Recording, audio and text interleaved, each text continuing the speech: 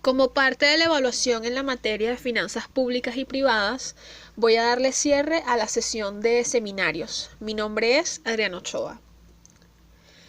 Las pautas a desarrollar durante la presentación son el punto de equilibrio no lineal, los costos semivariables, el punto de equilibrio como medición de riesgo y modelos de manejo de efectivo. Para desarrollar el punto de equilibrio no lineal hay dos conceptos con los cuales debemos trabajar. El primero, el punto de equilibrio, y el segundo, la elasticidad. Como punto de equilibrio consideramos el resultado que existe entre las relaciones lineales de los precios de venta, los costos variables y el costo fijo. Es decir, es aquella cantidad que producida y vendida permite recuperar exactamente todos los costos asociados a la operación.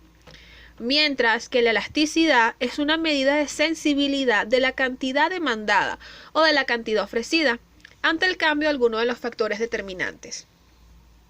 La realidad es que durante las operaciones la relación no es lineal y se ve afectada por diferentes parámetros, tales como la elasticidad, que producen un comportamiento variable en los costos. Con eso llegamos a lo que es el punto de equilibrio no lineal, lo cual es un análisis que establece que la relación de los costos e ingresos para la cantidad producida podría fluctuar en diferentes niveles de la operación, lo que puede conducir a que existe más de un punto de equilibrio. Los costos semivariables son también conocidos como costos semifijos o mixtos. Tienen como característica que están integrados por una parte fija y una parte variable. Un ejemplo típico puede ser los servicios básicos o materiales indirectos. Los costos semivariables sufren modificaciones bruscas al ocurrir determinados cambios en el volumen de producción.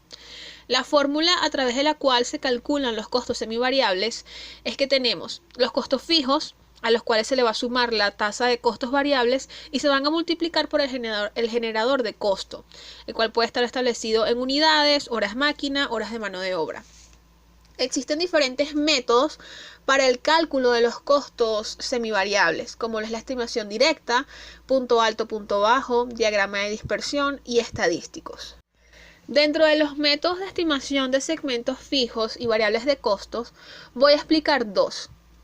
Primero, la estimación directa. Es un método que se aplica a ciertos casos específicos y concretos, que generalmente no son adaptables a partidas ordinarias. Ejemplo, alguna partida que por su naturaleza no pueda estar sujeta a análisis estadístico. Cambios de métodos. Ahora, dentro de la estimación directa existen dos métodos para el cálculo. El primero es el basado en estudios de tiempo y movimiento y el segundo es basado en análisis de la administración de los datos históricos. El estudio de tiempo y movimiento se aplica cuando no se tiene un registro de costos históricos o cuando se trata de una situación nueva para la organización. Como segundo método de estimación tenemos el método del punto alto y punto bajo, el cual se basa en una estimación de la parte fija y la parte variable de un costo en dos diferentes niveles de actividad.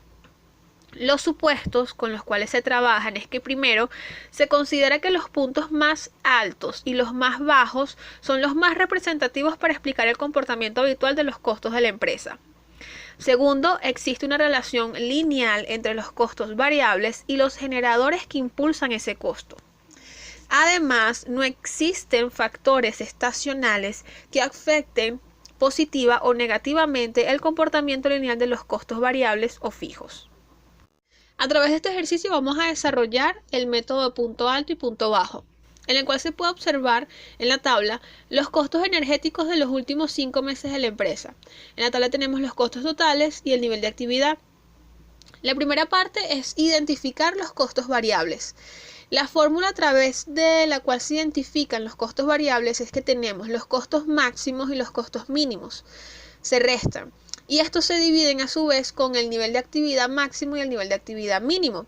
Como podemos observar, dentro de esa tabla de costos energéticos de los últimos 5 meses, el costo máximo fue de 1.600.000 y el nivel de actividad fue 300.000. Mientras que el costo mínimo fue de 1.200.000 y el nivel de actividad mínimo fue de 100.000. Como segunda parte, vamos con el cálculo de los costos fijos. Los costos fijos se calculan de la siguiente manera. es el resultado de el costo máximo menos el costo variable multiplicado por el nivel de actividad máxima. El resultado es el monto de los costos fijos, que se supone no se altera dentro del tramo de 100.000 hasta 300.000 horas máquina. El punto de equilibrio como medición de riesgo. En el contexto de presupuesto de capital, el término riesgo se refiere a la incertidumbre que existe en torno a los flujos de efectivos que generará un proyecto. Los proyectos con gran intervalo de flujo de efectivos son más riesgosos que los que tienen un intervalo pequeño. Ahora, los flujos de efectivo o dentro de ellos influyen factores tales como el precio del producto, la cantidad a vender, la materia prima, mano de obra. Estos costos determinantes subyacentes del riesgo son difíciles de pronosticar con exactitud, de modo que se intenta determinar el flujo de efectivo de un proyecto. ¿Qué un proyecto debe generar para alcanzar su punto de equilibrio? Con base en el valor presente neto. ¿Y cuál es la probabilidad de que el proyecto pueda generar esa cantidad de flujo de efectivo? En el siguiente ejemplo, tenemos una empresa minorista del sector neumáticos, con un costo de capital del 10%, la cual desea invertir en dos proyectos mutuamente excluyentes, A y B. Los mismos requieren de una inversión de $10.000 y se tiene como esperanza de que generen entradas de efectivos anuales constantes durante los 15 años de su vida del proyecto. Ahora, las premisas es que para que el proyecto sea aceptable, su valor presente neto debe ser mayor a 0, es decir, debe ser mayor que la salida de efectivo.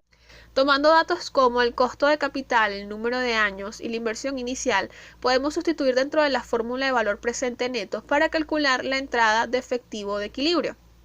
Ahora, el nivel mínimo de entrada en efectivo necesarias para que el proyecto sea aceptable es de 1.314,74. En base a los modelos de manejo de efectivo contamos con el modelo Baumol y el modelo Miller-Orr. El modelo Baumol fue elaborado por William Baumol en el año 1952, parte de la hipótesis que sustenta el modelo de inventario, por lo que se supone que la empresa tiene una demanda estable de efectivo durante un periodo de tiempo. Dicho efectivo se obtiene mediante la venta de valores negociables y la obtención de fondos. Para reprovisionar la tesorería ocurre cada vez que ésta llega a 0. Ahora, el modelo persigue determinar un nivel óptimo de pedido para mantener un saldo normal o activo que permita abastecer las necesidades del proceso económico.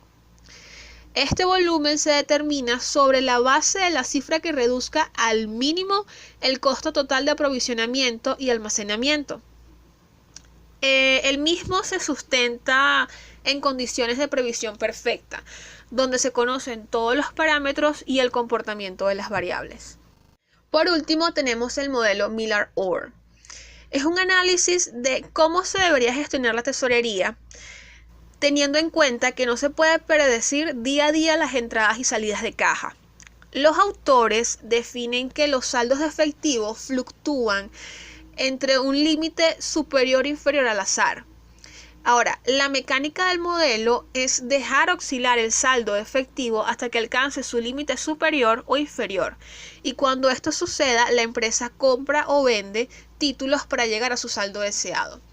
Los factores que determinan los límites son si la variabilidad diaria de los flujos de caja es grande, si el costo de comprar y vender títulos es alto y si el tipo de interés es alto. Ahora, la empresa juega con el límite inferior dependiendo de cuánto riesgo de faltante ésta puede tolerar. Puede ser un nivel que llegue a 0 o un margen mínimo de seguridad. Esa fue toda mi presentación, espero la hayan disfrutado. Gracias por su atención.